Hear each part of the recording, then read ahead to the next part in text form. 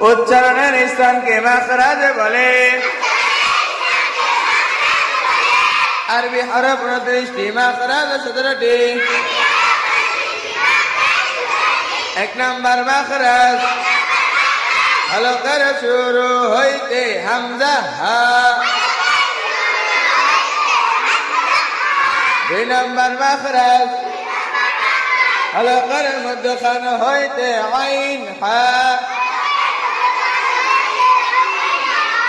3 নম্বর মাখরাজ হলকের শেষ হইতে গাইন খা।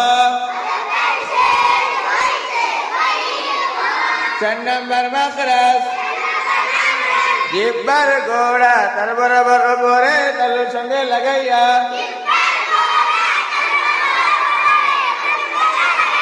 2 নুক্তাওয়ালা কফ।